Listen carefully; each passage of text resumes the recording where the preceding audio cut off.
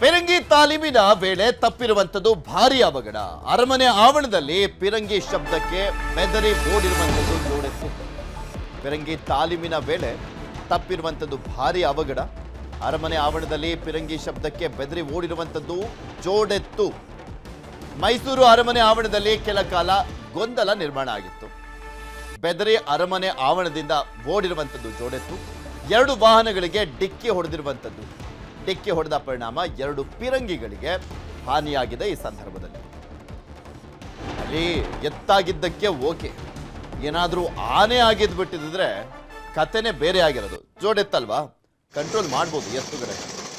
ಬೆದರಿ ಬಿಟ್ಟು ಓಡಿರುವಂಥದ್ದು ಆ ಎತ್ತುಗಳು. ಪಿರಂಗಿ ಶಬ್ದಕ್ಕೆ ಬೆದರಿ ಓಡಿರುವಂಥದ್ದು. ಈಗ ಆನೆಗಳಿಗೆ, ಪ್ರಾಣಿಗಳಿಗೆ, ಆ ಜಂಬೂ ಸವಾರಿಯಲ್ಲಿ ಸಾಗುವಂತಹ ಪ್ರಾಣಿಗಳಿಗೆ ಪಿರಂಗಿ ಶಬ್ದ ಇವೆಲ್ಲದ್ರ ಬಗ್ಗೆನೂ ಕೂಡ ಎಕ್ಸ್ಪೀರಿಯನ್ಸ್ ಆಗಿರುತ್ತೆ. ಆದರೆ ಈ ಎತ್ತುಗಳಿಗೆ ಆಗಿರಲಿಲ್ಲ ಅಂತ ಕಾಣಿಸುತ್ತೆ. ಸೊ ಹೀಗಾಗಿ ಪಿರಂಗಿ ಶಬ್ದ ಆಗ್ತಿದ್ದ ಹಾಗೆ ಜೋರಾಗಿ ಸೌಂಡ್ ಅಲ್ವಾ, ಸೊ ಎದುರು ಓಡಿದ ಎತ್ತುಗಳು. ಆ ಗಾಡಿ ಬೇರೆ ಹಾಕಲಾಗಿತ್ತಲ್ಲ, ಅವನ್ ಹೇಳ್ಕೊಂಡು ಓಡಿದ. ಪಾಪ ಭಯ ಆಗುತ್ತೆ. 1-2 ಪಿರಂಗಿ ಗಾಡಿಗಳಿಗೆ ಗುದ್ದಿದಾವಂತೆ. ಸೊ ಸ್ವಲ್ಪ ಡ್ಯಾಮೇಜ್ ಆಗಿದೆ. ಹೇಳಿದ್ನಲ್ಲ, ಜೋಡೆತ್ತು ಪರವಾಗಿಲ್ಲ. ಅಲ್ಲಿ ಬೇರೆ ಹೇಳ್ತಾ ಇದ್ನಲ್ಲ, ಆನೆ ಏನಾದರೂ ಆಗ್ಬಿಟ್ಟಿದ್ರೆ ಅಲ್ಲಿ ಕತೆನೇ ಬೇರೆ ಆಗೋಗ್ಬಿಟ್ಟಿರೋದು. ಎತ್ತುಗಳನ್ನ ಕಂಟ್ರೋಲ್ ಮಾಡ್ಬೋದು, ಕಂಟ್ರೋಲ್ ಮಾಡಿದ್ದಾರೆ, ಸರಿಯಾಗೋಗಿದೆ. ಆಮೇಲೆ ಏನಾದರೂ ಆನೆ ಅಲ್ಲಿ ಏನಾದರೂ ಫುಲ್ ಎದುರುಕೊಂಡು ಏನಾದರೂ ಹೋಗ್ಬಿಟ್ಟಿದ್ರೆ ಗುಡ್ಸಿ ಗುಂಡಾಂತರ ಮಾಡಿಬಿಟ್ಟಿರೋದಲ್ಲಿ. ಎತ್ತುಗಳು ಬೆದರಿದಂಥ ಸಂದರ್ಭದಲ್ಲಿ ಕರೆಕ್ಟ್ ವೇನಲ್ಲೇ ಹೋಗ್ತಾವ, ಅವುಗಳದ್ದೇನು ಪ್ರಾಬ್ಲಮ್ ಇಲ್ಲ. ಅದಾದ ನಂತರ ಆ ಎತ್ತುಗಳನ್ನು ಕರ್ಕೊಂಡು ಹೋಗಿದ್ದಾರೆ. 2 ವೆಹಿಕಲ್ ಸ್ವಲ್ಪ ಡ್ಯಾಮೇಜ್ ಆಗಿದೆಯಂತೆ. ಆಗ್ತಾ ಇರ್ತಾವ, ಸ್ವಲ್ಪ ಹೆಚ್ಚು ಕಮ್ಮಿ ಆಗತ್ತೆ. ಆಯ್ತು, ಪೂಜೆ ಬೇರೆ ಮಾಡ್ಲಾಗ್ತಾ ಇತ್ತಲ್ಲ, ಆ ಸಂದರ್ಭದಲ್ಲಿ ಆಗಿರುವಂಥದ್ದು. ಪಿರಂಗಿ ಶಬ್ದಕ್ಕೆ ಬೆದರಿ ಓಡಿತ್ತು ಜೋಡೆತ್ತು. ಭಯಗೊಂಡಿತ್ತು ಅಂತ ಕಾಣಿಸುತ್ತೆ. ಸೌಂಡ್ ಆಗ್ತಿದ್ದ ಹಾಗೆ ಎದ್ರುಕೊಂಡು ಓಡಿದಾವೆ. ಅದಾದ್ಮೇಲೆ ಕಂಟ್ರೋಲ್ ಮಾಡಲಾಗಿದೆ.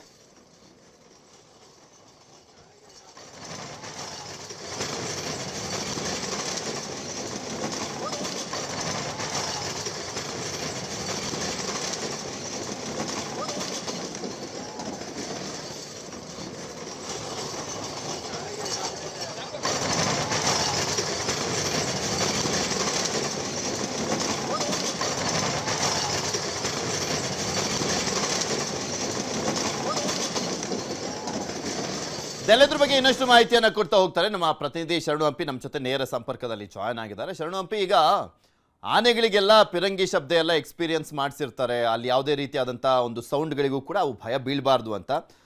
ಈ ಪ್ರಾಣಿಗಳಿಗೆ ಅಂದರೆ ಅಲ್ಲಿ ಸ್ಪೆಷಲಿ ಪಟ್ಟದ ಎತ್ತುಗಳು ಅಂತ ಕಾಣಿಸುತ್ತೆ, ಅವಕ್ಕೇನು ಎಕ್ಸ್ಪೀರಿಯನ್ಸ್ ಆಗಿರಲಿಲ್ಲ ಅಂತ ಕಾಣಿಸುತ್ತೆ. ಆ ಕಾರಣಕ್ಕೋಸ್ಕರನೇ ಅವು ಗಾಬರಿಯಾಗಿ ಓಡಿರೋದೇನೋ, ಏನಾಯ್ತಲ್ಲಿ? ಪೃಥ್ವಿ, ಕಳೆದ 2 ವರ್ಷದಿಂದ ಈ ಪಿರಂಗಿಗಳನ್ನ ಹೊತ್ತೊಯ್ಯಲಿಕ್ಕೆ ಮೊದಲು ವೆಹಿಕಲ್ ಗಳನ್ನ ಯೂಸ್ ಮಾಡ್ತಾ ಇದ್ರು. ಪೊಲೀಸ್ ಡಿಪಾರ್ಟ್ಮೆಂಟ್ ನವರು ಈ ಕಾರ್ಯವನ್ನ ಮಾಡ್ತಾ ಇದ್ರು. ಬಟ್ ಯಾವಾಗ ಕಳೆದ 2 ವರ್ಷದಿಂದ ಇಲ್ಲ, ಇವುಗಳನ್ನ ವೆಹಿಕಲ್ಗಳು ಏನು ಹೊತ್ತೊಯ್ಯೋದು ಬೇಡ, ಅಂದ್ರೆ ತೆಗೆದುಕೊಂಡು ಹೋಗೋದು ಬೇಡ, ಇವುಗಳನ್ನ ಎತ್ತುಗಳು ತೆಗೆದುಕೊಂಡು ಹೋಗ್ಲಿ, ಪಾರಂಪರಿಕವಾದಂತಹ ರೀತಿಯಾಗಿ ಸಾಂಪ್ರದಾಯಿಕ ಇರ್ಲಿ ಅನ್ನೋ ಕಾರಣಕ್ಕಾಗಿ ಮೈಸೂರು ಪೊಲೀಸರು ಈ ಕಾರ್ಯವನ್ನ ಮಾಡಿದ್ದಾರೆ. ಆದ್ರೆ ಈ ಬಾರಿ ಅಂದ್ರೆ ಇವತ್ತು ಮೈಸೂರಿನ ಅರಮನೆ ಆವರಣದಲ್ಲಿ ಆಯುಧ ಪೂಜೆ ಏನಾಯ್ತು, ಆಯುಧ ಪೂಜೆ ಆಗುವಂತ ಸಂದರ್ಭದಲ್ಲಿ ಪಿರಂಗಿಗಳನ್ನ ತರುವಂತ ಸಂದರ್ಭದಲ್ಲಿ ಜನಸಂದಣಿ ಹೆಚ್ಚಿದ್ದಿಲ್ಲ ಮತ್ತು ಯಾವುದೇ ರೀತಿಯಾದಂತಹ ಜನಜಂಗುಳಿ ಇಲ್ಲದೆ ಇರೋ ಕಾರಣಕ್ಕಾಗಿ ಯಾವುದೇ ರೀತಿಯಾದಂತಹ ತೊಂದರೆ ಆಗಲಿಲ್ಲ ಮತ್ತು ಎತ್ತುಗಳು ಕೂಡ ಬೆದರುವಂತ ಕಾರ್ಯ ಆಗಲಿಲ್ಲ. ಆದ್ರೆ ಯಾವಾಗ ಸಾಕಷ್ಟು ಸಂಖ್ಯೆಯಲ್ಲಿ ಜನರು ಬರ್ಲಿಕ್ಕೆ ಶುರು ಮಾಡಿದ್ರು, 1,000ಕ್ಕೂ ಹೆಚ್ಚು ಜನ ಮೈಸೂರು ಅರಮನೆಯ ಆವರಣದಲ್ಲೇ ಇದ್ರು. ಆಯುಧ ಪೂಜೆ ನಡೆಯುವಂತ ಸಂದರ್ಭದಲ್ಲಿ ಮೈಸೂರಿನ ಪ್ಯಾಲೇಸ್ನ ಸುತ್ತಮುತ್ತಲೂ ಕೂಡ ಇದ್ರು. ಸೊ ಇಷ್ಟು ಜನರನ್ನ ನೋಡಿದಂತ ಎತ್ತುಗಳು 2 ಎತ್ತುಗಳು ಮಾತ್ರ ಈ ರೀತಿಯಾಗಿ ನಡೆದಿರೋದು. ತುಂಬಾ ಬೆದರಿದ್ದೇವೆ. ಅದು ಅರಮನೆಯ ಮುಂಭಾಗದಲ್ಲಿ ನಿಮಗೆ ಮೇನ್ ಗೇಟ್ ಏನ್ ಬರುತ್ತೆ ಅಲ್ಲಿಂದನೇ ಬೆದರದಂತೆ ಎತ್ತುಗಳು ಓಡ್ತಿರುವಂತ ರೀತಿ ನಿಜವಾಗ್ಲೂ ಕೂಡ ಕಾಂತಾರ ಫಿಲ್ಮ್ ಅಲ್ಲಿ ಹೇಗೆ ಕೋಣಗಳು ಓಡುತ್ತಲ್ಲ ಅದೇ ರೀತಿಯಾಗಿ ಓಡಿದ್ದು. ಅದೃಷ್ಟವಶಾತ್ ಯಾರಿಗೂ ಏನು ಪ್ರಾಣಾಪಾಯ ಆಗಿಲ್ಲ. ಆದ್ರೆ 3 ವಾಹನಗಳಿಗೆ ಡಿಕ್ಕಿಯನ್ನು ಹೊಡೆದಿದೆ ಸೈಡ್ ಅಲ್ಲಿ. ಮತ್ತು ಆ ಒಂದು ವೇಳೆ ಏನಾದ್ರೂ ಹೋಗ್ತಿರುವಂತ ಸಂದರ್ಭದಲ್ಲಿ ಹೋಗ್ತಿರುವಂತ ಜಾಗದಲ್ಲಿ ಏನಾದ್ರೂ ಜನರು ಇದ್ದಿದ್ರೆ ಇನ್ನೂ ದೊಡ್ಡ ಅನಾಹುತ ಆಗ್ತಾ ಇತ್ತು. ಆ ಸಂದರ್ಭದಲ್ಲಿ 2 ಎತ್ತುಗಳನ್ನ ಹಿಡಿದಿರುವಂತ ರೈತ ಏನಿದ್ದಾನೆ ಸಾಕಷ್ಟು ಅದನ್ನ ಹತೋಟಿಗೆ ತರುವಂತ ಕಾರ್ಯವನ್ನು ಕೂಡ ಮಾಡ್ದ. ಇಲ್ಲದೆ ಹೋದ್ರೆ ಬಹುಶಃ ದೊಡ್ಡ ಅನಾಹುತ ಆಗ್ತಾ ಇತ್ತು. ಸೊ ಈಗ ಇರುವಂತ ಪ್ರಶ್ನೆ ಏನಂದ್ರೆ ನಾಳೆ ಮಹತ್ವವಾದಂತ ಘಟನೆ ಇರೋದು ಅಂದ್ರೆ ಜಂಬೂ ಸವಾರಿಯ ವೇಳೆಯಲ್ಲಿ, ಯಾಕಂದ್ರೆ ಇವುಗಳನ್ನ ಎತ್ತುಗಳನ್ನ ಪಿರಂಗಿ ಜೊತೆಗೆ ತೆಗೆದುಕೊಂಡು ಬರಬೇಕು ಅನ್ನೋ ರೀತಿಯಾದಂತ ಯೋಚನೆ ಕೂಡ ಇತ್ತು ಮೈಸೂರು ಪೊಲೀಸರದು. ಈಗ ಏನ್ ಮಾಡ್ತಾರೆ ಅನ್ನೋದು ಕೂಡ ಈಗ ಈಗ ಏನ್ ಮಾಡ್ತಾರೆ ಅನ್ನೋದ್ರ ಬಗ್ಗೆ ಕೂಡ ಪ್ರಶ್ನೆ ಉದ್ಭವ ಆಗಿದೆ. ಮತ್ತು ಎತ್ತುಗಳನ್ನ ಈ ಪ್ರಾಕ್ಟೀಸ್ ಮಾಡಬೇಕಾಗಿರುವಂತ ಸಂದರ್ಭದಲ್ಲೂ ಕೂಡ ಯೋಚನೆ ಮಾಡಬೇಕಾಗಿದೆ. ಇವುಗಳಿಗೆ ಪಿರಂಗಿ ಇರುವಂತ ಸಂದರ್ಭದಲ್ಲಿ ಕೂಡ ಎತ್ತುಗಳನ್ನ ಬಳಕೆ ಮಾಡಬೇಕಾ ಮಾಡಬಾರ್ದಾ, ಅವುಗಳಿಗೆ ಪ್ರಾಕ್ಟೀಸ್ ರೀತಿ ಕೊಡಬಾರ್ದಾ ಅನ್ನೋದ್ರ ಬಗ್ಗೆ.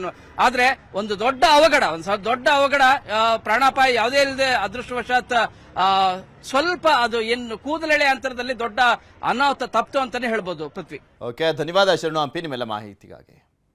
ದರ್ಶನ್ ಅನುಪಸ್ಥಿತಿಯಲ್ಲೇ RR ನಗರ ಮನೆಯಲ್ಲಿ ದಸರಾವನ್ನ ಆಚರಣೆ ಮಾಡಲಾಯಿತು. ಅನುಪಸ್ಥಿತಿ ಯಾಕೆ ಅಂದ್ರೆ ಎಲ್ರಿಗೂ ಗೊತ್ತಿರುವಂತದ್ದೇ, ಬಿಕಾಸ್ ದರ್ಶನ್ ಜೈಲಿನಲ್ಲಿ ಇದ್ದಾರೆ. ಇದು 2ನೇ ಬಾರಿಗೆ ದರ್ಶನ್ ಅನುಪಸ್ಥಿತಿಯಲ್ಲಿ ದಸರಾ ಆಚರಣೆ. ಕಳೆದ ಬಾರಿ ದಸರಾ ಆಚರಣೆಯ ಸಂದರ್ಭದಲ್ಲಿ ಗಾಡಿಗಳನ್ನ ಹೊರಗಡೆನೆ ತಂದಿರಲಿಲ್ಲ ಬಿಡಿ.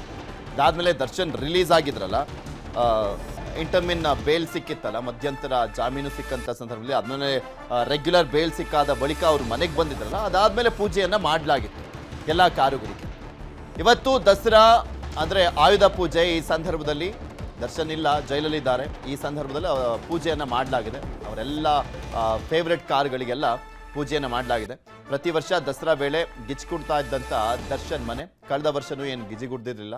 ದರ್ಶನ್ ಇರಲಿಲ್ಲ ಕಳೆದ ವರ್ಷನೂ, ಯಾಕಂದ್ರೆ ಜೂನ್ 11ರಿಂದನೇ ಅವರು ಜೈಲಿನಲ್ಲಿದ್ರು.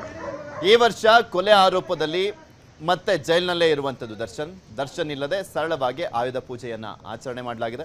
ದರ್ಶನ್ ನೆಚ್ಚಿನ ಲ್ಯಾಂಬೋರ್ಗಿನಿ ಕಾರಿಗೆ ಸಿಬ್ಬಂದಿಯಿಂದಲೇ ಪೂಜೆಯನ್ನ ಮಾಡಲಾಯಿತು. ಕೇವಲ ಸಿಬ್ಬಂದಿಯಿಂದಲೇ ದರ್ಶನ್ ಕಾರುಗಳಿಗೆ ಪೂಜೆಯನ್ನ ಮಾಡಲಾಗಿದೆ. ಈ ಸಂದರ್ಭದಲ್ಲಿ ವಿಜಯಲಕ್ಷ್ಮಿ ಅವರು ಕೂಡ ಇರಲಿಲ್ಲ. ಯಾವಾಗಲೂ ದರ್ಶನ್ ಅವರೇ ಪೂಜೆಯನ್ನ ಮಾಡ್ತಾ ಇದ್ರು.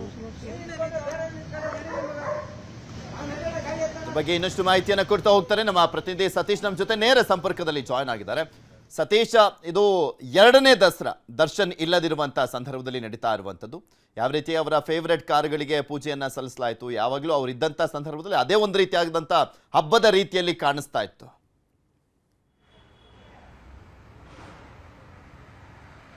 ಖಂಡಿತವಾಗ್ಲೂ ಪೃಥ್ವಿ, ದರ್ಶನ್ ಅವರಿಗೆ ಕಾರ್ ಕ್ರೇಜು ಜಾಸ್ತಿ ಇರೋದ್ರಿಂದ ಅದರಲ್ಲೂ ಕೂಡ ದಸರಾ ಹಬ್ಬ ಬಂತು ಅಂದರೆ, ಆಯುಧ ಪೂಜೆ ಬಂತು ಅಂದರೆ ಅವ್ರ ಮನೆ ಮುಂದೆ ಒಂದು ಜಾಗ ಏನಿದೆ ಅದು ಕಾರ್ ಗ್ಯಾರೇಜ್ ರೀತಿಯಾಗಿರುತ್ತಿತ್ತು. ಯಾಕಂದರೆ ಒಂದು 7ರಿಂದ 8 ಕಾರುಗಳು, ಬೈಕು, ಸೊ ಈ ರೀತಿಯಾದಂಥ ಒಂದು ಅದ್ದೂರಿಯಾಗಿ ಆಯುಧ ಪೂಜೆಯನ್ನು ಮಾಡ್ತಿದ್ರು. ನೀವು ಹೇಳಿದಾಗೆ ಕಳೆದ 2 ವರ್ಷಗಳಿಂದ ಈಗ ದರ್ಶನ್ ಅವರ ಮನೆಯಲ್ಲಿ ಆಯುಧ ಪೂಜೆಯ ಸಂಭ್ರಮ ಒಂದು ಸ್ವಲ್ಪ ಗಟ್ಟಿಲ್ಲ, ಸ್ವಲ್ಪ ಕಳ್ಕೊಂಡಿದೆ ಅಂತ ಅನ್ಬೋದು. ಏನಕ್ಕೆ ಅಂತಂದರೆ, ಸೊ ಅವರು ರೇಣುಕಾಸ್ವಾಮಿ ಕೊಲೆ ಪ್ರಕರಣದಲ್ಲಿ ಜೈಲು ಪಾಲಾದ ಕಾರಣ ಈಗ ಅವರು ಜೈಲಲ್ಲಿರೋದ್ರಿಂದ, ಸೊ ಹೋದ ವರ್ಷವೂ ಕೂಡ ಸಿಂಪಲ್ಲಾಗಿ ಅವರು ಮನೆಯಲ್ಲಿ ಒಂದು ಆಯುಧ ಪೂಜೆ ಮಾಡಲಾಗಿತ್ತು. ಸೊ ಈ ಸಲವೂ ಕೂಡ ಅವರಿಲ್ಲದ ಸಮಯದಲ್ಲಿ ಅವರ ಪ್ರಿಯವಾದ ಕಾರುಗಳನ್ನೆಲ್ಲ ತಗೊಂಡು ಸ್ವಚ್ಛ ಮಾಡುವ ಮುಖಾಂತರ ಈಗ ಆಲ್ರೆಡಿ ಒಂದು ಪೂಜೆಗೆ ಸಿದ್ಧತೆಯನ್ನು ಮಾಡ್ಕೊಂಡಿದ್ದಾರೆ. ಸಂಜೆಯ ವೇಳೆಗೆ ಅಂದರೆ ದರ್ಶನ್ ಅವ್ರ ಪತ್ನಿ ವಿಜಯಲಕ್ಷ್ಮಿ ಹಾಗೂ ಮಗ ಇಬ್ಬರು ಸೇರಿ RR ನಗರದ ನಿವಾಸದಲ್ಲಿ ಆ ಒಂದು ಗಾಡಿಗಳಿಗೆ ಪೂಜೆ ಮಾಡುವ ಮುಖಾಂತರ ಒಂದು ದಸರಾದ ಆಯುಧ ಪೂಜೆಯನ್ನು ಆಚರಿಸೋದಕ್ಕೆ ಒಂದು ಪ್ಲಾನ್ ಮಾಡ್ಕೊಂಡಿದ್ದಾರೆ. ಪ್ರತಿ ವರ್ಷ ಕೂಡ ದಸರಾ ಅಂತಂದರೆ ಮೈಸೂರಿನಲ್ಲಿ ಒಂದು ಸೆಲೆಬ್ರೇಟ್ ಮಾಡ್ತಿದ್ರು. ಇಲ್ಲಿ ಆಯುಧ ಪೂಜೆಯನ್ನು ಮಾಡಿ ಅದಾದ ನಂತರ ನೇರವಾಗಿ ಮೈಸೂರಿಗೆ ಹೋಗಿ ಅಲ್ಲಿ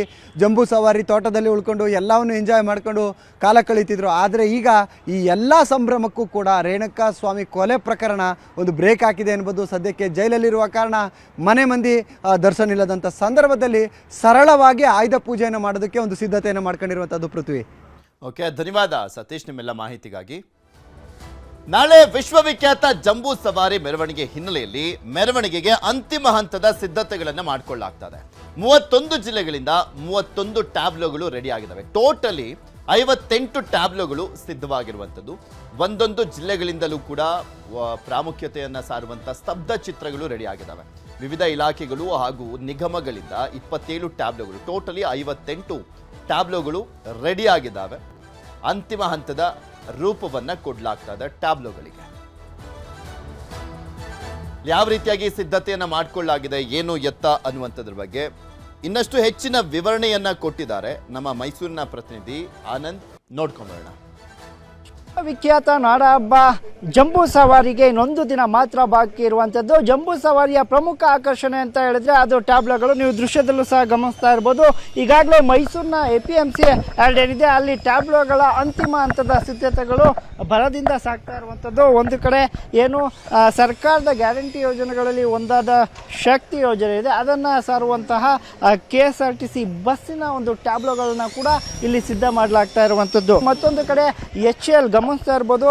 ನಮ್ಮ ಬೆಂಗಳೂರಿನ ಹೆಮ್ಮೆ ಅಂತಲೇ ಹೇಳ್ಬೋದು, ದೇಶದ ಹೆಮ್ಮೆ ಅಂತ ಹೇಳಿ HAL ವಿಮಾನ ಏನಿದೆ ಅವನ್ನು ಸಹ ಇಲ್ಲಿ ಟ್ಯಾಬ್ಲೋಗಳಲ್ಲಿ ಬಳಸಿಕೊಳ್ಳುವಂಥ ಕೆಲಸಕ್ಕೆ ಕೂಡ ಮುಂದಾಗ್ತಾ ಇದೆ. ಒಂದೊಂದು ಯುದ್ಧ ವಿಮಾನಗಳಿರ್ಬೋದು, ಜೆಟ್ಗಳಿರ್ಬೋದು, ಫ್ಲೈಟ್ಗಳನ್ನ ಸಹ ಇರುವಂಥ ಟ್ಯಾಬ್ಲೋಗಳನ್ನು ಸಹ ಇಲ್ಲಿ ಮಾಡಲಾಗ್ತಾ ಇರುವಂಥದ್ದು.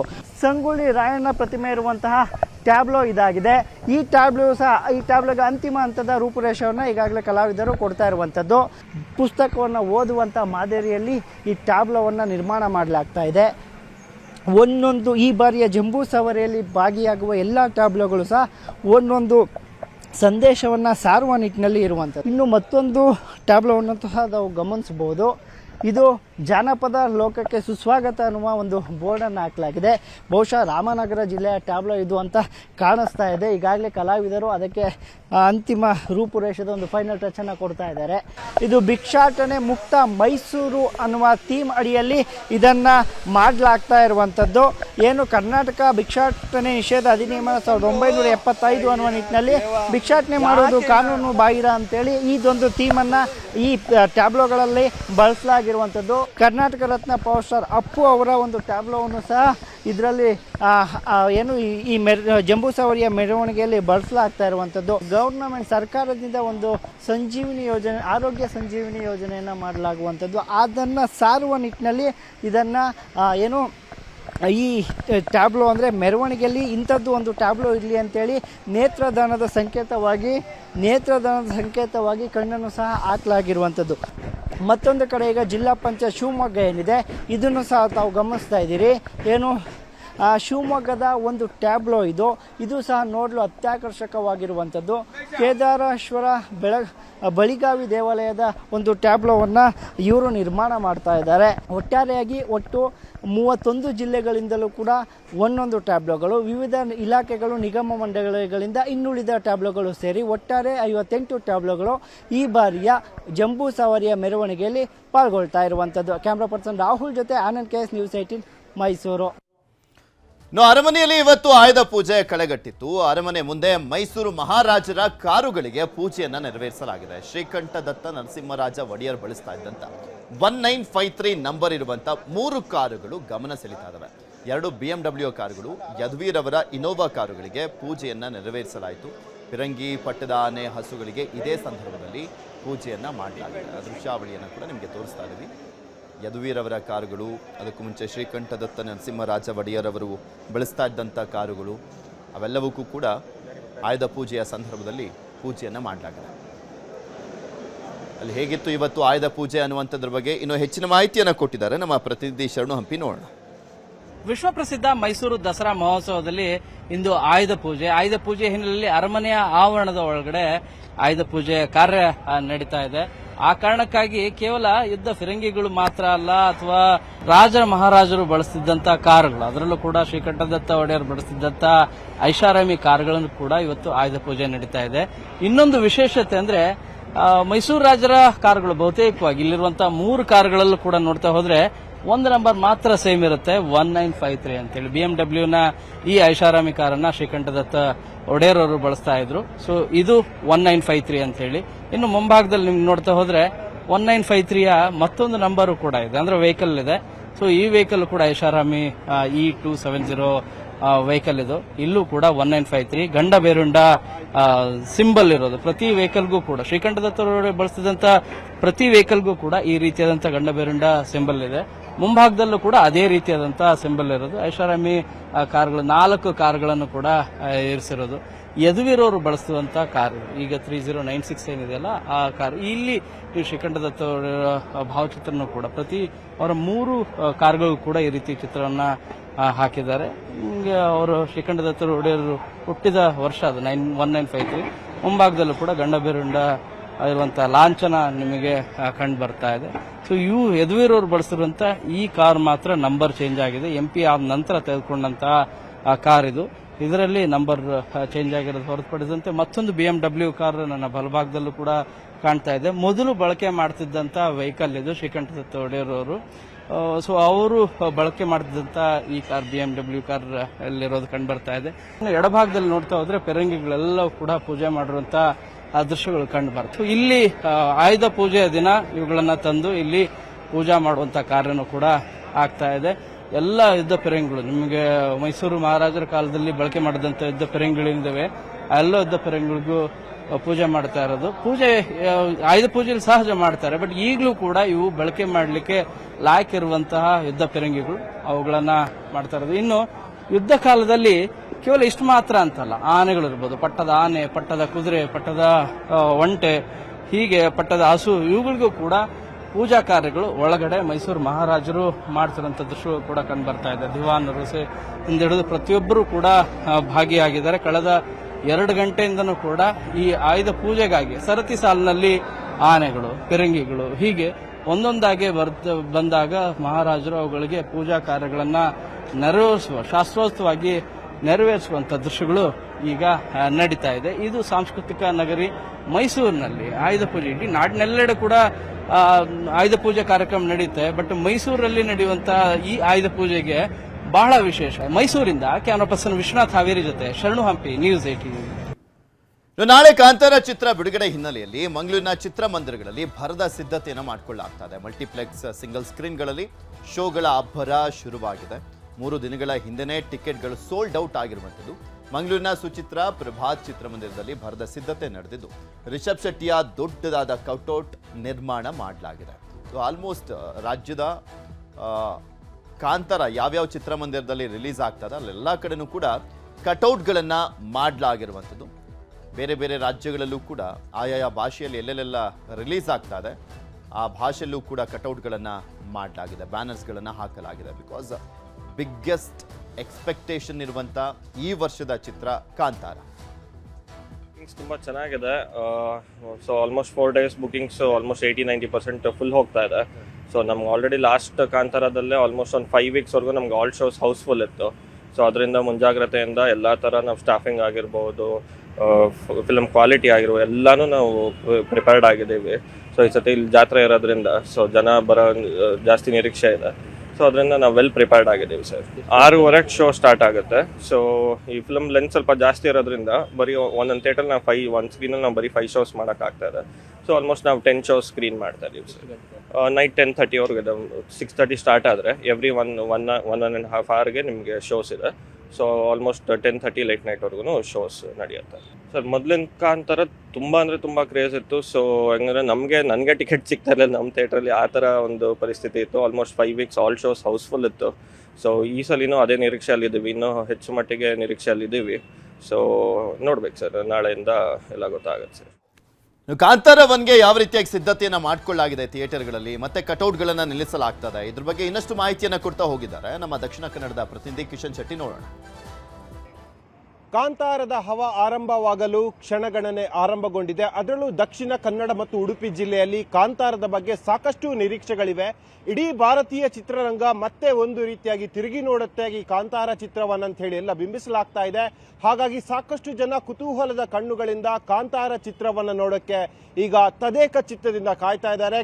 ಇಡೀ ಚಿತ್ರಮಂದಿರ ಕಾಂತಾರದ ಪರ್ವಕ್ಕೆ ಈಗ ಸಿದ್ಧಗೊಂಡಿರುವಂಥದ್ದು, ಅಣಿಗೊಂಡಿರುವಂಥದ್ದು. ನಾವೀಗ ಮಂಗಳೂರಿನ ಸುಚಿತ್ರ ಥಿಯೇಟರ್ನ ಮುಂಭಾಗದಲ್ಲಿದ್ದೇವೆ. ನೀವು ದೃಶ್ಯಗಳಲ್ಲಿ ಗಮನಿಸ್ತಾ ಇದ್ದೀರಿ. ರಿಷಬ್ ಶೆಟ್ಟಿ ಅವರ ದೊಡ್ಡದಾದ ಕಟೌಟ್ ಅನ್ನ ಈಗಾಗಲೇ ಇಲ್ಲಿ ಮಾಡಿರುವಂಥದ್ದು. ಇದಕ್ಕೆ ಸಂಬಂಧಪಟ್ಟಂತೆ ಇವತ್ತು ರಾತ್ರಿ ಕೂಡ ಸಾಕಷ್ಟು ಡೆಕೋರೇಷನ್ಗಳನ್ನ ಈ ಚಿತ್ರಮಂದಿರದ ಮುಂದೆ ಮಾಡೋಕೆ ಸಿದ್ಧತೆಗಳನ್ನು ಕೂಡ ಮಾಡಲಾಗಿರುವಂಥದ್ದು. ಇಡೀ ದಕ್ಷಿಣ ಕನ್ನಡ ಜಿಲ್ಲೆಯಲ್ಲಿ ನಾಳೆ 100ಕ್ಕೂ ಹೆಚ್ಚು ಶೋಗಳು ನಡೆಯುತ್ತೆ. ಬೆಳಗ್ಗೆ 6:30ರಿಂದ ಆರಂಭಗೊಂಡಂತ ಶೋ ರಾತ್ರಿ 10:30 ಶೋ ಕೂಡ ಆಗುತ್ತೆ. ಈಗಾಗಲೇ ಎಲ್ಲ ಟಿಕೆಟ್ಗಳು ಸೋಲ್ಡ್ ಔಟ್ ಆಗಿದೆ. ಕಳೆದ 3-4 ದಿನಗಳ ಹಿಂದೆಯೇ ಎಲ್ಲ ಟಿಕೆಟ್ಗಳು ಸೋಲ್ಡ್ ಔಟ್ ಆಗಿರುವಂಥದ್ದು. ಸಾಕಷ್ಟು ಜನರ ನಿರೀಕ್ಷೆ ಕೂಡ ಇದೆ. ಯಾಕಂದ್ರೆ ಕಾಂತಾರ ಅದು ಚಿತ್ರ ಈ ಮಣ್ಣಿನ ಒಂದು ಸೊಗಡನ್ನ ತೋರಿಸುವಂತಹ ಚಿತ್ರ. ಜೊತೆಗೆ ಆ ದೈವಾರಾಧನೆಯ ಶಕ್ತಿ ಏನಿದೆ, ಇಲ್ಲಿನ ದೈವಗಳ ಶಕ್ತಿಯನ್ನ ಇಡೀ ವಿಶ್ವಕ್ಕೆ ಪರಿಚಯ ಮಾಡಿದಂತಹ ಒಂದು ಚಿತ್ರಕಥೆ. ಈ ನಿಟ್ಟಿನಲ್ಲಿ ಕಾಂತಾರ ಅಧ್ಯಾಯ 1ರಲ್ಲಿ ಕೂಡ ಇಲ್ಲಿನ ದೈವ, ಇಲ್ಲಿನ ಮಣ್ಣಿನ ಸೊಗಡನ್ನ ಮತ್ತೆ ವಿಶ್ವಕ್ಕೆ ಪರಿಚಯ ಮಾಡ್ತಾರೆ ರಿಷಬ್ ಶೆಟ್ಟಿ ಎಂಬ ವಿಶ್ವಾಸದಲ್ಲಿ ಕೂಡ ಇಲ್ಲಿನ ಜನರು ಕೂಡ ಇರುವಂಥದ್ದು. ಈ ನಿಟ್ಟಿನಲ್ಲಿ ನಾವು ಸಾಕಷ್ಟು ಇಲ್ಲಿನ ಇತಿಹಾಸವನ್ನು ಗಮನಿಸ್ತಾ ಹೋದ್ರೆ ಇಲ್ಲಿನ ಜನ ಆ ಚಿತ್ರಗಳಿಗೆ ಅಷ್ಟೇನು ಮನಸೋತವರಲ್ಲ. ಆದರೆ ಕಾಂತಾರದ ಬಳಿಕವಾಗಿ ಸಾಕಷ್ಟು ನಿರೀಕ್ಷೆಗಳು ಇಲ್ಲಿನ ಜನರಲ್ಲಿ ಕೂಡ ಇರುವಂಥದ್ದು. ಮಂಗಳೂರು ನಗರ ಸೇರಿದಂತೆ ಮೂಡುಬಿದ್ರೆ ಆಗಿರ್ಬೋದು, ಬೆಳ್ತಂಗಡಿ, ಪುತ್ತೂರು, ಪಕ್ಕದ ದೇರಳಕಟ್ಟೆ ಸೇರಿದಂತೆ ಎಲ್ಲ ಚಿತ್ರಮಂದಿರಗಳಲ್ಲಿ ಈಗಾಗಲೇ ಟಿಕೆಟ್ಗಳು ಸೋಲ್ಡ್ ಔಟ್ ಆಗ್ತಾ ಇರುವಂಥದ್ದು. ದಸರಾದ ಹಬ್ಬದ ಪ್ರಯುಕ್ತವಾಗಿ ರಜೆ ಕೂಡ ಇರುವಂತಹ ಹಿನ್ನೆಲೆಯಲ್ಲಿ ಫ್ಯಾಮಿಲಿ ಸಮೇತವಾಗಿ ಕಾಂತಾರ ಚಿತ್ರವನ್ನ ನೋಡ್ಬೇಕಂತ ಹೇಳಿ ಸಾಕಷ್ಟು ಜನ ಕುತೂಹಲದಿಂದ ಕಾಯ್ತಾ ಇದ್ದಾರೆ. ಇಡೀ ಈ ಭಾಗದ ಜನರು ಅಂದ್ರೆ ಕಲಾವಿದರೇ ಇರುವಂತಹ ಚಿತ್ರ. ಬಹುತೇಕ ಈ ಭಾಗದ ರಂಗಭೂಮಿಯ ಕಲಾವಿದರಾಗಿರ್ಬೋದು ಮತ್ತು ಹಲವು ನಾಟಕಗಳ ಕಲಾವಿದರು ಈ ಚಿತ್ರದಲ್ಲಿ ಭಾಗಿಯಾಗಿದ್ದಾರೆ. ಕಾಂತಾರ ಮೊದಲಿನ ಭಾಗದಲ್ಲಿ ಇದ್ದಂತಹ ಕಲಾವಿದರೇ ಆಲ್ಮೋಸ್ಟ್ ಈ ಚಿತ್ರದಲ್ಲಿ ಕೂಡ ಇರುವಂತದ್ದು. ಜೊತೆಗೆ ಸಂಗೀತ ನಿರ್ದೇಶನ ಆಗಿರ್ಬೋದು, ಇಲ್ಲಿನ ಹಾಡುಗಾರರು ಕೂಡ ಈ ಚಿತ್ರಕ್ಕೆ ಹಾಡನ್ನು ಹಾಡಿರುವಂಥದ್ದು. ಹಾಗಾಗಿ ಈ ಹಾಡುಗಳು ಕೂಡ ಸಾಮಾಜಿಕ ಜಾಲತಾಣಗಳಲ್ಲಿ, ಯೂಟ್ಯೂಬ್ಗಳಲ್ಲಿ ಸಾಕಷ್ಟು ಹಲ್ಚಲ್ಲನ್ನು ಎಬ್ಬಿಸ್ತಾ ಇದೆ. ಹಾಗಾಗಿ ಕಾಂತಾರದ ಪರ್ವಕ್ಕೆ ಕ್ಷಣಗಣನೆ ಆರಂಭಗೊಂಡಿದೆ. ಮಂಗಳೂರಲ್ಲಿ ಎಲ್ಲ ಸಿದ್ಧತೆಗಳು ಪೂರ್ಣಗೊಂಡಿರುವಂಥದ್ದು. ಅದು ಮಲ್ಟಿಪ್ಲೆಕ್ಸ್ನಿಂದ ಹಿಡಿದು ಸಿಂಗಲ್ ಥಿಯೇಟರ್ನಲ್ಲಿ ಕೂಡ ಸಾಕಷ್ಟು ಚಿತ್ರಗಳು ಈಗ ಅಂದ್ರೆ ಟಿಕೆಟ್ಗಳು ಸೋಲ್ಡ್ ಔಟ್ ಆಗಿದೆ. ಜನರ ನಿರೀಕ್ಷೆ ಕೂಡ ಗಗನಕ್ಕೆ ಮುಟ್ತಾ ಇದೆ. ಇಡೀ ಜನರು ಕಾಯುವಂತೆ ಕಾಂತಾರದ ಅಧ್ಯಾಯದ 1 ಹೇಗಿರುತ್ತೆ, ರಿಷಬ್ ಶೆಟ್ಟಿ ಮತ್ತೆ ಏನು ಹೊಸತನ್ನು ಹೇಳ್ತಾರೆ, ಈ ಮಣ್ಣಿನ ಕಥೆಯನ್ನ ಜನರಿಗೆ ಮತ್ತೆ ಯಾವ ರೀತಿಯಲ್ಲಿ ತೋರಿಸ್ತಾರೆ ಎಂಬ ಕುತೂಹಲ ಸದ್ಯಕ್ಕೆ ದಕ್ಷಿಣ ಕನ್ನಡ ಜಿಲ್ಲೆಯ ಜನರಲ್ಲಿದೆ. ಕ್ಯಾಮರಾಮನ್ ನಿಖಿಲ್ ಸುವರ್ಣ ಜೊತೆ ಕಿಶನ್ ಶೆಟ್ಟಿ, ನ್ಯೂಸ್ 18 ಮಂಗಳೂರು. ಚಿತ್ತಮಳೆಯ ಸುನಾಮಿ ಕಲ್ಯಾಣ ಕರ್ನಾಟಕ ತತ್ತರ 2,000 ಕೋಟಿ ಪರಿಹಾರ, ನೆರೆ ನೆಲದಲ್ಲಿ ರಾಜಕೀಯ, ವೈಮಾನಿಕ ಸಮೀಕ್ಷೆಗೆ ಬೇಸರ, ಖುದ್ದು ಬೆಳೆ ಹಾನಿ ವೀಕ್ಷಣೆಗೆ ಆಗ್ರಹ, ಪ್ರವಾಹ ಪ್ರಲಾಪ.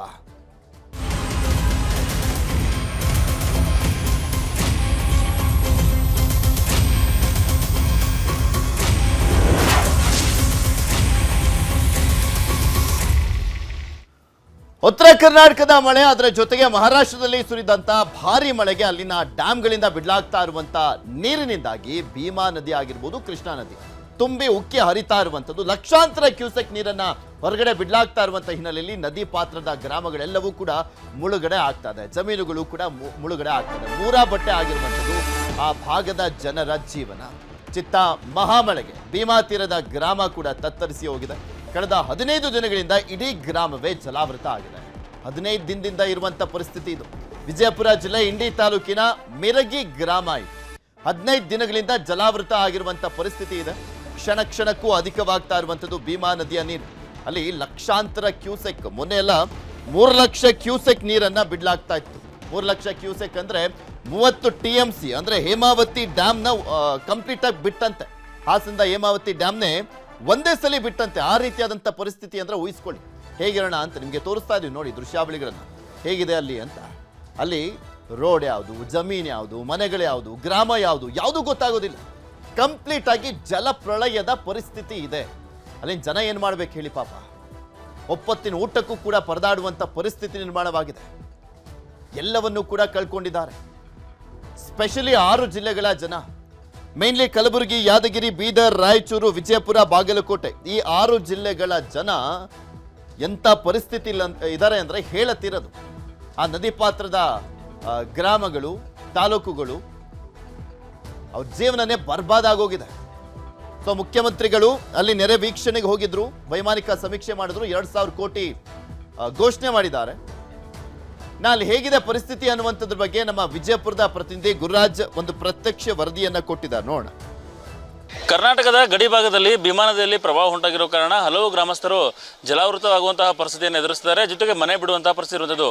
ನಾನೀಗ ವಿಜಯಪುರ ಜಿಲ್ಲೆಯ ಇಂಡಿ ತಾಲೂಕಿನ ಮಿರ್ಗಿ ಗ್ರಾಮದಲ್ಲಿದ್ದೀನಿ. ಈಗ ಕಳೆದ 15 ದಿನದಿಂದ ಈ ಗ್ರಾಮ ಪ್ರವಾಹಕ್ಕೆ ಸಿಲುಕಿ ಒದ್ದಾಡುವಂಥ ಪರಿಸ್ಥಿತಿ ಇರುವಂಥದ್ದು. ಈಗ ಗ್ರಾಮದಲ್ಲಿನ ಅಂಗಡಿಗಳಿವೆ, ಇವು ಕಳೆದ 15 ದಿನಗಳಿಂದ ಬಂದಿರುತ್ತದೆ. ಇದರಲ್ಲಿ ಹೋಟೆಲ್ಗಳಿವೆ, ಕಿರಾಣಿ ಅಂಗಡಿ ಇವೆ, ಜನರಲ್ ಸ್ಟೋರ್ಸ್ ಇವೆ. ಕಳೆದ 15 ದಿನಗಳಿಂದ ಇಲ್ಲಿ ನೀರು ಬಂದಿರೋ ಕಾರಣಕ್ಕೆ ಎಲ್ಲ ಅಂಗಡಿಗಳು ಬಂದ್ ಮಾಡಲಾಗಿದೆ. ಹಬ್ಬದ ಸಮಯದಲ್ಲೇ ವ್ಯಾಪಾರ ಮಾಡಬೇಕು ಅಂತ ಹೇಳಿ ಅವರೆಲ್ಲ ಮೆಟೀರಿಯಲ್ ಹಾಕೊಂಡಿದ್ರು. ಆದರೆ ಎಲ್ಲವೂ ಜಲಾವೃತವಾಗಿರೋ ಕಾರಣದಿಂದಾಗಿ ಅವರಿಗೆ ಮುಂದೆ ಏನು ಮಾಡಬೇಕು ಅನ್ನೋಂಥ ಪರಿಸ್ಥಿತಿ ಇರುವಂಥದ್ದು. ಅಲ್ಲಿ ಮುಂಭಾಗದಲ್ಲಿ ನೋಡ್ತಿರ್ಬೋದು, ಇದು ಊರಿಗೆ ಬರುವಂಥ ಪ್ರಮುಖ ವೃತ್ತ, ಇದು ಸಹಿತ ಜಲಾವೃತವಾಗಿರುವಂಥದ್ದು. ಅಲ್ಲಿ ಮನೆಗಳು, ಅಂಗಡಿಗಳು, ಹೋಟೆಲ್ಗಳಿವೆ, ಅವುಗಳು ಸಹಿತ ಎಲ್ಲ ಜಲಾವೃತವಿದೆ. ಇನ್ನು ಪಕ್ಕದಲ್ಲಿ ಮನೆಗಳು ಸಹಿತ ಇವೆ. ಅಲ್ಲಿ ಜನರು ಸಹಿತ ಮನೆವರೆಗೂ ನೀರು ಬಂದಿರೋದ್ರಿಂದಾಗಿ ಹೊರಗಡೆ ಬರೋದಕ್ಕಾಗದೆ ಮನೆಯಲ್ಲೇ ಕಾಯ್ತಾ ಇರುವಂಥ ಪರಿಸ್ಥಿತಿ. ಚಿಕ್ಕ ಮಕ್ಕಳು ಸಹಿತ ನೋಡ್ತಾ ಇರ್ಬೋದಲ್ಲ, ಮನೆ ಹೊರಗಡೆ ಯಾವಾಗ ನೀರು ಇಳಿಯುತ್ತೆ ಅಂತ ಕಾಯ್ತಾ ಇದ್ದಾರೆ. ಕಳೆದ 15 ದಿನಗಳಿಂದ ಇದೇ ಪರಿಸ್ಥಿತಿ ವಿಜಯಪುರ ಜಿಲ್ಲೆಯ ಬಹುತೇಕ ಭೀಮಾ ನದಿ ಭಾಗದಲ್ಲಿ ಇರುವಂಥದ್ದು. ಅದರಲ್ಲೂ ಮಿರ್ಗಿ ಗ್ರಾಮದಲ್ಲಿ ಈ ಪರಿಸ್ಥಿತಿ ಕಳೆದ 15 ದಿನಗಳಲ್ಲಿ ಅಂಗಡಿಗಳೆಲ್ಲ ಬಂದಾಗಿರುವಂಥದ್ದು. ಹಬ್ಬದ ಸಮಯದಲ್ಲಿ ಒಳ್ಳೆ ವ್ಯಾಪಾರ ಆಗುತ್ತೆ ಅಂತೇಳಿ ಅವರೆಲ್ಲ ಕಾಯ್ಕೊಂಡಿದ್ರು. ಆದರೆ ಪ್ರವಾಹ ಅವರಿಗೆಲ್ಲ ಸಮಸ್ಯೆಯನ್ನು ಮಾಡಿ ಅಂತ ಹೇಳ್ಬೋದು. ಈಗ ಗ್ರಾಮದಲ್ಲಿರುವಂಥ ಬಹುತೇಕ ಅಂಗಡಿಗಳು ಬಂದಾಗಿವೆ. ಯಾವ ಒಂದೇ ಅಂಗಡಿ ಸಹಿತ ಶುರು ಇಲ್ಲ, ಯಾಕಂದರೆ ಎಲ್ಲವೂ ಜಲಾವೃತವಾಗಿರೋ ಕಾರಣದಿಂದಾಗಿ. ಜೊತೆಗೇ ಗ್ರಾಮಸ್ಥರು ಸಹಿತ ಯಾವಾಗ ನೀರು ಇಳಿತೆ ಅಂತ ಕಾಯ್ತಾ ಇದ್ದಾರೆ. ಜೊತೆಗೆ ಪರಿಹಾರಕ್ಕೆ ಸಹಿತ ಆಗ್ರಹ ಮಾಡ್ತಾ ಇದ್ದಾರೆ. ಜೊತೆಗೆ ಇಲ್ಲಿ ದೇವಸ್ಥಾನ ಇದೆ. ಈಗ ನವರಾತ್ರಿ ಸಮಯ, ಕಳೆದ 9 ದಿನಗಳಿಂದ ಇಲ್ಲಿ ಹಬ್ಬವನ್ನು ಆಚರಣೆ ಮಾಡಬೇಕಾಗಿತ್ತು. ಆದರೆ ನೀರು ಎಲ್ಲ ಕಡೆ ಆವೃತ ಆಗಿರೋದು ಕಾರಣದಾಗಿ ಅದರಲ್ಲೇ ಹಬ್ಬ ಮಾಡುವಂಥ ಪರಿಸ್ಥಿತಿ ಇರುತ್ತದೆ. ಈಗ ದೇವಸ್ಥಾನ ಅಲಂಕಾರ ಮಾಡಲಾಗಿದೆ, ಆದರೆ ಸುತ್ತವೂ ನೀರಿಡೋದ್ರಿಂದ ಅದರಲ್ಲೇ ಜನರು ಹೋಗೋದು ಬರುವಂಥ ಪರಿಸ್ಥಿತಿ ಇರುತ್ತದೆ. ಇದು ಕೇವಲ ಮಿರ್ಗಿ ಗ್ರಾಮದ ಮಾತ್ರ ಪರಿಸ್ಥಿತಿ ಅಲ್ಲ, ಭೀಮಾ ತೀರದ ಬಹುತೇಕ ಭೀಮಾ ನದಿ ಪಾತ್ರದಲ್ಲಿರುವಂಥ ಬಹುತೇಕ ಗ್ರಾಮಗಳ ಪರಿಸ್ಥಿತಿ ಇದೇ ಆಗಿರುತ್ತದೆ. ಇಲ್ಲಿ ಜನರು ಆಗ್ರಹ ಮಾಡ್ತಿದ್ದಾರೆ, ನಮ್ಮ ಗ್ರಾಮವನ್ನು ಬೇರೆ ಕಡೆ ಶಿಫ್ಟ್ ಮಾಡಬೇಕು ಅಂತೇಳಿ. ಈಗ ಗ್ರಾಮಸ್ಥರನ್ನು ಮಾತಾಡ್ಸ್ಕೊಂಡು ಕೇಳ್ತೇನೆ. ಸರ್, ಈಗ ಗ್ರಾಮ ಶಿಫ್ಟ್ ವಿಚಾರಕ್ಕೆ ಸಂಬಂಧಪಟ್ಟಂಗೆ ನೀವು ಮನವಿ ಮಾಡಿದ್ರು ಇಲ್ಲೋ ಏನು? ಮನವಿ ಮಾಡಿದ್ದಾರೆ. ಮೊನ್ನೆ ಶಾಸಕರು ಬಂದಿದ್ದರು, ನಮ್ಮ ಕಂಪ್ಲೀಟ್ ಊರು ಸ್ಥಳಾಂತರ ಮಾಡತ್ತೆ ಮನವಿ ಮಾಡಿದ್ದೇವೆ ರೀ. ಅವರು ಅಧಿವೇಶನದಲ್ಲಿ ಚರ್ಚೆ ಮಾಡಿ ಅದ್ರ ಬಗ್ಗೆ ವಿಚಾರ ಮಾಡಿದ್ರೆ ಅಂತ ಸ್ಪಂದನೆ ಮಾಡಿದ್ದಾರೆ. ಆದರೆ ಅದು ಎಷ್ಟು ಆಗ್ತಾ ಬಿಡ್ತದೆ ಅನ್ನೋ ಗೊತ್ತಿಲ್ಲ. ಅದ್ರ ತುರ್ತು ಈ ಪರಿಹಾರ ಆಗಬೇಕಂದ್ರೆ ಈಗೇನು ಮುಳುಗಡೆ ಆಗಿವೆ ಇವರಿಗೆಲ್ಲ ಒಂದು ಸರ್ಕಾರದಿಂದ ವ್ಯವಸ್ಥಿತವಾದ ಪರಿಹಾರ ಸಿಗಬೇಕು. ಬೆಳೆ ಭಾಳ ಹಾನಿಯಾಗಿವೆ. ಇದನ್ನು ಜಿಲ್ಲಾಡಳಿತಕ್ಕೆ ಅಥವಾ ಶಾಸಕರಿಗೆ ಮುಖ್ಯಮಂತ್ರಿಗಳು ಮನವಿ ಮಾಡೋದೇನಂದ್ರೆ ನಮ್ಮೂರು ಕಂಪ್ಲೀಟ್ ಸ್ಥಳಾಂತರ ಮಾಡಿದ್ರೆ ಭಾಳ ಒಳ್ಳೇದಾಗ್ತದೆ ಅವರಲ್ಲಿ. ಆಮೇಲೆ ಈ ಭೀಮಾ ಸಂತ್ರಸ್ತರಿಗೆ ಒಂದು ವಿಶೇಷವಾದ ಪ್ಯಾಕೇಜ್ ಘೋಷಣೆ ಮಾಡಬೇಕು ಸರ್ಕಾರದಿಂದ. ಪ್ರತಿ ವರ್ಷ ಇದು ಇಲ್ಲಿ ತ್ರಾಸ ಆಗ್ತಲ್ಲ, ಒಂದು ಪ್ಯಾಕೇಜ್ ಘೋಷಣೆ ಮಾಡಿದ್ರೆ ಈ ಸಂತ್ರಸ್ತರಿಗೆ ಒಂದು ಅನುಕೂಲ ಆಗ್ತದೆ ಅಂತ ನನ್ನ ಅಭಿಪ್ರಾಯ. ಇದು ಗ್ರಾಮಸ್ಥರ ಮಾತು. ಏನೋ ಭೀಮಾ ನದಿಯಿಂದ ಪ್ರತಿ ವರ್ಷ ನಮಗೆ ಈ ರೀತಿ ಫ್ಲಡ್ ಎಫೆಕ್ಟ್ ಆಗ್ತಾ ಇದೆ, ಪ್ರತಿ ವರ್ಷನೂ ಸಮಸ್ಯೆ ಆಗ್ತಾ ಇದೆ. ಹಾಗಾಗಿ ಸ್ಥಳೀಯ ಶಾಸಕರು ಮತ್ತು ಸಚಿವರು, ಸರ್ಕಾರ ಇದ್ರ ಬಗ್ಗೆ ಗಮನ ಕೊಟ್ಟು ಆದಷ್ಟು ಬೇಗ ಪರಿಹಾರನ ಕೊಡಬೇಕು ಮತ್ತು ಇದಕ್ಕೊಂದು ಶಾಶ್ವತ ಪರಿಹಾರನ ಕಲ್ಪಿಸಬೇಕು ಅಂತೇಳಿ ಆಗ್ರಹ ಮಾಡ್ತಾ ಇದ್ದಾರೆ. Gururaj, news 18 Kannada, Vijayapura. Welcome back. Kalaburagi ಜಿಲ್ಲೆಯಲ್ಲಿ ಭೀಮಾ ಪ್ರವಾಹ ಹಿನ್ನೆಲೆಯಲ್ಲಿ ಭೀಮಾ ನದಿ ಪ್ರವಾಹಕ್ಕೆ ಕೊಚ್ಚಿ ಹೋದಂತ ಬೆಳೆ 1 ವಾರ ಕಳೆದ್ರೂ ಕೂಡ ಕಟಾವಿಗೆ ಬರ್ತಾ ಇದ್ದಂತ ಕಬ್ಬು ಈಗ ನೀರಲ್ಲಿ ನೀರ್ಪಾಲಾಗಿದೆ. ಕಲಬುರಗಿ ಜಿಲ್ಲೆಯಲ್ಲೂ ಕೂಡ ಪ್ರವಾಹದ ಪರಿಸ್ಥಿತಿ ಇರುವಂಥದ್ದು. ಸ್ಪೆಷಲಿ ಅಲ್ಲಿ ಬಂದಂಥ ಮಳೆಗಿಂತ ಮಹಾರಾಷ್ಟ್ರದಲ್ಲಿ ಸುರಿದಂಥ ಮಳೆ ಹಿನ್ನೆಲೆಯಲ್ಲಿ ದೊಡ್ಡ ಪ್ರಮಾಣದಲ್ಲಿ ನೀರನ್ನು ಬಿಡಲಾಗಿದೆ. ಲಕ್ಷಾಂತರ ಕ್ಯೂಸೆಕ್ ನೀರನ್ನು ಬಿಡಲಾಗಿರುವಂಥ ಹಿನ್ನೆಲೆಯಲ್ಲಿ ಹೇಳ್ತಾ ಇದ್ದಲ್ಲ, ಪ್ರಮುಖ 6 ಜಿಲ್ಲೆಗಳಿಗೆ ಹೊಡೆತ ಕೊಟ್ಟಿರುವಂಥದ್ದು. ಅದರಲ್ಲಿ ಕಲಬುರಗಿ ಜಿಲ್ಲೆ ಕೂಡ ಒಂದು. ಕಲ್ಯಾಣ ಕರ್ನಾಟಕದ ಕೇಂದ್ರ ಜಿಲ್ಲೆ. ಕೈಗೆ ಬಂದ ತುತ್ತು ಬಾಯಿಗೆ ಬಾರದೆ ರೈತರು ಕಂಗಾಲಾಗಿದ್ದಾರೆ. ಕಲಬುರಗಿಯ ಸರಡಗಿ ಗ್ರಾಮದ ರೈತರ ಅಳಲು, ಸೂಕ್ತ ಪರಿಹಾರ ನೀಡುವಂತೆ ರೈತರು ಆಗ್ರಹಿಸ್ತಾ ಇದ್ದಾರೆ. ಇನ್ನೇನು 1 ವಾರ ಆಗಿದ್ರೆ ಕಟಾವಿಗೆ ಬರ್ತಾ ಇತ್ತು. ಅದನ್ನು ಮಾರ್ಕೊಂಡು ಅಟ್ಲೀಸ್ಟ್ ಸಾಲ ಸೋಲ ಮಾಡ್ಕೊಂಡು ಬೆಳೆದಿದ್ರಲ್ಲ ಬೆಳೆ, ಅದು ಹೇಗೋ ಸರ್ದೂಗ್ ಹೋಗೋದು. ಆದರೆ ಈಗ ನೀರ್ಪಾಲಾಗೋಗಿದೆ, ಮಣ್ಪಾಲಾಗೋಗಿದೆ. ಇದ್ರ ಬಗ್ಗೆ ಇನ್ನಷ್ಟು ಮಾಹಿತಿಯನ್ನು ಕೊಡ್ತಾ ಹೋಗ್ತಾರೆ ನಮ್ಮ ಕಲಬುರಗಿಯ ಪ್ರತಿನಿಧಿ ಅರುಣ್ ಕುಮಾರ್ ಕದಂ. ನೋಡೋಣ. ಕೃಷಿ ಜಮೀನಿಗೆ ಸಂಪೂರ್ಣವಾಗಿ ಭೀಮಾ ನದಿಯ ಪ್ರವಾಹದ ಬ್ಯಾಕ್ ವಾಟರ್ ನದಿ ಜಮೀನಿಗೆ ನುಗ್ಗಿದ್ರಿಂದ ಜಮೀನಲ್ಲಿದ್ದಂಥ ಎಲ್ಲ ಫಸಲುಗಳನ್ನೀಗ ಏನು ಹಾಳಾಗಿರುವಂಥದ್ದು. ಈ ಒಂದು ನನ್ನ ಬಲಭಾಗದಲ್ಲಿ ನೋಡೋದು ಇದು ಭೀಮಾ ನದಿಯ ಒಂದು ಬ್ಯಾಕ್ ವಾಟರ್. ಇದು ಈ ಬ್ಯಾಕ್ ವಾಟರ್ ಏನಂತಂದರೆ ಈ ಒಂದು ಸರಡಗಿ ಗ್ರಾಮಕ್ಕೆ ಬರುತ್ತೆ. ಈ ಒಂದು ಕಲಬುರಗಿಯಿಂದ ಬರುವಂತಹ ಒಂದು ಹಳ್ಳ ಏನಿದೆ ಅದು ಕೂಡ ಇಲ್ಲೇ ಬಂದು ಜಾಯ್ನ್ ಆಗ್ತಾ ಇರುವಂಥದ್ದು. ಇಷ್ಟೆಲ್ಲ ಆದರೂ ಕೂಡ ಏನಂತಂದರೆ ಕಳೆದ ಸಾಕಷ್ಟು ವರ್ಷಗಳಿಂದ ಈ ಒಂದು ಜಮೀನುಗಳಿಗೆ ನೀರು ನುಗ್ತಾ ಇದೆ. ಭೀಮಾ ನದಿ ನೀರಿನಿಂದಾಗಿ ಸಾಕಷ್ಟು ರೈತರಿಗೆ ತೊಂದರೆ ಆಗ್ತಾ ಇದೆ. 100 ಎಕರೆ ಕೃಷಿ ಏನಂತಾರೆ ಕಬ್ಬು ಬೇರೆ ಬೇರೆ ಕೃಷಿ ಬೆಳೆಗಳನ್ನು ಈ ರೈತರು ಬೆಳೆದಿದ್ರು. ಆದರೆ ಈ ಒಂದು ಮಳೆಯಿಂದಾಗಿ ಸಂಪೂರ್ಣವಾಗಿ ಈಗ ಜಲಾವೃತ ಆಗಿರುವಂಥದ್ದು. ಅದಕ್ಕೆ ನಮಗೆ ಸೂಕ್ತವಾದಂಥ ಪರಿಹಾರನ ಕೊಡಬೇಕಂತೇಳಿ ಈಗ ರೈತರದ ಆಗ್ರಹವಾಗಿರುವಂಥದ್ದು. ಸಾಕಷ್ಟು ಜನ ರೈತರು ಕೂಡ ನಮ್ಮೊಂದಿಗಿದ್ದಾರೆ. ಆ ರೈತರನ್ನು ಕೂಡ ಮಾತಾಡ್ಸೋಣ. ಸರ್, ಈಗ ಪ್ರತಿ ವರ್ಷ ಕೂಡ ನಿಮ್ಮ ಹೊಲಗಳಿಗೆ ಈ ಭೀಮಾ ನದಿಯಿಂದ ಹಿನ್ನೀರೇನಿದೆ ಅದು ನೀರು ನುಗ್ಗೋದ್ರಿಂದ ಇಡೀ ಏನಂದ್ರೆ ಲಕ್ಷಾಂತರ ರೂಪಾಯಿ ಖರ್ಚು ಮಾಡಿ ಬೆಳೆದಂಥ ಬೆಳೆ ಈಗ ಸಂಪೂರ್ಣವಾಗಿ ಜಲಾವೃತ ಆಗಿರುತ್ತದೆ. ಪ್ರತಿ ಬಾರಿ ಕೂಡ ಇದೇ ರೀತಿ ಆಗ್ತದೆ. 15 ದಿನದಾಗ ಮಳೆ ಇದು ಈಗ ದೀಪಾವಳಿ ಟೈಮಿಗೆ ಕಟಾವು ಹೋಗ್ತೀವಿ ಸರ್. ಇದು ಮಳೆ ಯಾವಾಗ ಮಳೆ ಬರ್ತದೆ ಹೊಳಿ ಬಂದಾಗ ಹಿಂಗೆ ಲಾಸೇ ಆಲತ್ತ ಸರ್. ಪೂರಾ ಲಾಸ್ ಏನು ಅನ್ಬೇಡ್ದು ಸರ್. ಈಗ ಎಲ್ಲ ನೋಡ್ರಿ ಈಗ ಪೂರ ಎಲ್ಲಿ ಬೇಕಲ್ಲಿ ನೀರೇ ಕಾಣ್ತಾ. 15 ದಿನದಾಗ ಈಗ ಬೆಳೆ ಹೋಗ್ತಾವ್ರಿ, ಅದು ಕಟಾವು ಆಗ್ತಿತ್ತು, ಪೂರಾ ಲಾಸ್ ಆಗಿ ಹೋಗ್ಯದ ಸರ್. ಸರ್, ಈಗ ಈ ಒಂದು ನದಿ ದಂಡದಲ್ಲಿ ನಿಮ್ಗೆ ಪ್ರತಿ ವರ್ಷ ಇದೇ ರೀತಿ ತೊಂದರೆ ಆಗ್ತದೆ. ಈಗ ಎಷ್ಟು ಎಕರೆ ಕಬ್ಬದ ಸರ್? ಸರ್, ನಮ್ದು ಈಗ ಸದ್ಯಕ್ಕೆ 20 ಎಕರೆ ನೀರಲ್ಲಿದೆ. ಆದರೆ ಏನೂ ಇಲ್ಲ ಅಂದರೆ ಒಂದು 500 ಎಕರೆ ಕಬ್ಬಿಗೆ ಜಲಾವೃತ ಆಗಿದೆ. ಈ ಬ್ಯಾಕ್ ಸೈಡ್ ಮತ್ತು ಊರ ಮುಂದೆ ಭಾಳಷ್ಟು ಸಾಕಷ್ಟು ಏನೂ ಇಲ್ಲ ಅಂದರೆ ಒಂದು 1000 ಎಕರೆ ಕಬ್ಬು ನಾಶ ಆಗಿದೆ ನಮ್ಮ ಊರಲ್ಲಿ. ಅದು ಕಬ್ಬಿಡಿ ಇಲ್ಲಿ ತಡೆಗೋಡೆಗೋಸ್ಕರ ನಮ್ಮದು ಇಲ್ಲೇನಿದೆ ಇದ್ರಿಗೋಸ್ಕರ ಇದು ಕಡ್ದು ಬೀಳ್ತಾ ಇದೆ ಸರ್. ಇದು ಬಿತ್ತು ಅಂದರೆ ಊರೆಲ್ಲ ಜಲಾವೃತ ಆಗುತ್ತೆ. ಇದಕ್ಕೊಂದು ಮೇನ್ ಮೊದಲು ತಡೆಗೋಡೆ ಆಗಬೇಕು ಊರಲ್ಲಿ. ಆಲ್ರೆಡಿ ಸ್ಯಾಂಕ್ಷನ್ ಆಗಿ ತಡೆಗೋಡೆ ಕ್ಯಾನ್ಸಲ್ ಮಾಡಿದ್ರು. ಮೇನ್ ಊರಿಗೆ ಏನದ ತಡೆಗೋಡೆ ಬೇಕು ಸರ್. ಇದು ಪ್ರತಿ ವರ್ಷ ಕೂಡ ಮಳೆಗಾಲ ಬಂದಾಗ ಇದೇ ರೀತಿ ತೊಂದರೆ ಆಗ್ತಾ ಇದೆ ನಮಗೆ. ನಮ್ಮ ಏನಂತಂದರೆ ರೈತರಿಗೆ ಅನುಕೂಲ ಆಗಲಿ ಅಂತೇಳಿ ಸಾಕಷ್ಟು ಯೋಜನೆಗಳನ್ನು ಸರ್ಕಾರ ತೊಗೊಂಬರ್ತದೆ, ಆದರೆ ಅದು ಇಂಪ್ಲಿಮೆಂಟ್ ನಿಂಬಲ್ಲಿ ಆಗ್ತಾಯಿಲ್ಲ. ಆಗಿಲ್ಲ ಸರ್ ಪ್ರತಿ ವರ್ಷ ಇದೇ ಥರ ಸರ್, ಪ್ರತಿ ವರ್ಷ ಸೇಮ್ ಸರ್. ಈಗೇನು ಕಂಡೀಷನ್ ಅಂದರೆ ಇದೇ ಥರ ಸರ್. ಪ್ರತಿ ವರ್ಷ ಜೂನಲ್ಲಿ ಆಗ್ತದೆ ಸರ್, ಮಳೆ ಬಂದರು ಹೊಳೆ ಬಂದರೆ ಎಲ್ಲ ಸೇಮ್ ಇರಿ ಸರ್. ಈಗ ಏನೇನೆಲ್ಲ ಬೆಳೆಗಳಿದು ಜಲಾವೃತ ಆಗಿರೋದು? ಇಲ್ಲಿ ಸರ್ ತೊಗರಿ ಅದ, ಕಬ್ಬು ಅದ, ಹಸಿರು ಅದ, ಹತ್ತಿ ಅದ ಸರ್, ಶೇಂಗಾ ಅದ ಸರ್. ಎಲ್ಲ ಬೆಳೆಗಳು ಅವ ಸರ್ ನಮ್ಮಲ್ಲಿ. ಇದು ಏನಂತಂದರೆ ಈ ಗ್ರಾಮದ ರೈತರ ಮಾತು. ಪ್ರತಿ ಬಾರಿಯೂ ಕೂಡ ಮಳೆ ಬಂದಾಗ ಇದೇ ರೀತಿಯ ತೊಂದರೆ ಆಗ್ತದೆ.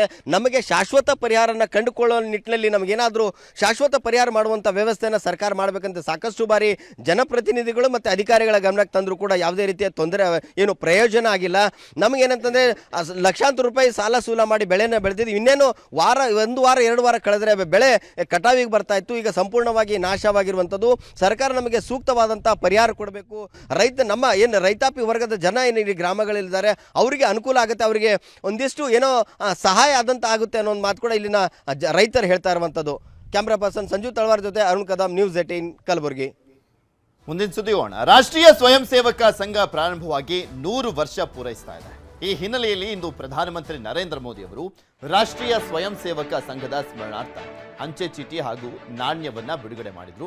ಕಾರ್ಯಕ್ರಮದ ಬಳಿಕ ಮಾತನಾಡಿರುವಂತಹ ಪ್ರಧಾನಿ ನರೇಂದ್ರ ಮೋದಿ ದೇಶ ಕಟ್ಟುವಲ್ಲಿ RSS ಸೇವೆಯನ್ನ ಕೊಂಡಾಡಿದ್ದಾರೆ. 100 ವರ್ಷದ ಹಿಂದೆ ವಿಜಯದಶಮಿಯಂದು RSS ಸ್ಥಾಪನೆ ಆಗಿದ್ದು ಆಕಸ್ಮಿಕ ಅಲ್ಲ, ಬದಲಾಗಿ ಭಾರತದ ಸಂಸ್ಕೃತಿಯನ್ನ ಯುವ ಪೀಳಿಗೆಗೆ ತಿಳಿಸುವಂತ ಉದ್ದೇಶದಿಂದ ಸ್ಥಾಪನೆ ಆದಂತ ಸಂಘಟನೆ ಇದು. 1962ರ ಯುದ್ಧದ ಸಂದರ್ಭದಲ್ಲಿ ಸೇನೆಗೆ RSS ಸಹಕಾರವನ್ನು ಕೊಟ್ಟಿತ್ತು. ತನ್ನ ವಿರುದ್ಧ ಟೀಕೆ ಮಾಡುವಂತವರ ಬಗ್ಗೆ RSS ಎಂದಿಗೂ ಕೂಡ ತಲೆ ಕೆಡಿಸಿಕೊಂಡಿಲ್ಲ. RSSಗೆ ಎಂದಿಗೂ ದೇಶವೇ ಮೊದಲ ಆದ್ಯತೆ ಅಂತ ಪ್ರಧಾನಮಂತ್ರಿ ನರೇಂದ್ರ ಮೋದಿ ಅವರು ಭಾಷಣವನ್ನ ಮಾಡಿದ್ರು. साथियों, आज महानवमी है. आज देवी सिद्धिदात्री का दिन है. मैं सभी देशवासियों को नवरात्रि की बधाई देता हूं. कल विजयादशमी का महापर्व है. अन्याय पर न्याय की जीत, असत्य पर सत्य की जीत, अंधकार पर प्रकाश की जीत.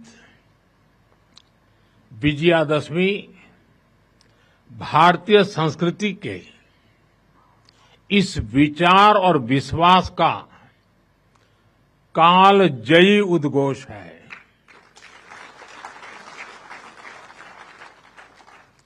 ऐसे महान पर्व पर 100 वर्ष पूर्व राष्ट्रीय स्वयंसेवक संघ की स्थापना ये कोई संयोग नहीं था.